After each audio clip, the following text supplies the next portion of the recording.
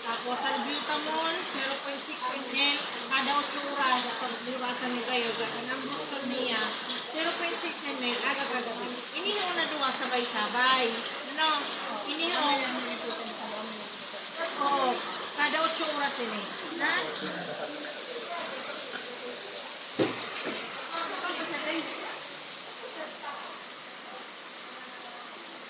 Naulan na naman guys. Good morning. Masaya kasi wala kaming pasyente.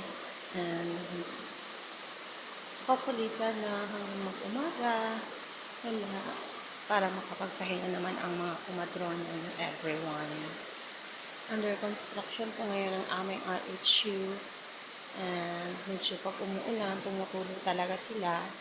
So medyo ano po kami ngayon, medyo magulo po kami ngayon dito sa aming work. Maulang umaga sa inyong lahat. Good morning, everyone. Ayan. Nakakaulan pa. So, sana hindi na sila tumulo kasi kawawa naman yung mga pasyente. Walang mapuntahan. So, ngayon, magulo at madumi kami dito ngayon. Meron kami dito nasisilungan. May mga kwarto. May mga kwarto ditong medyo okay pa na hindi tumutulo. Ito, yung cauldron namin.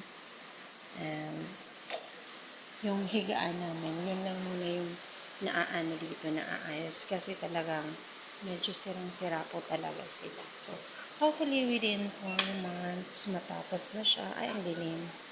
Within 4 months, matapos na siya. So, para maging maganda rin naman yung aming pakiramdam. Ayan, ang dilim. Sorry, guys. So, that's it for today's update.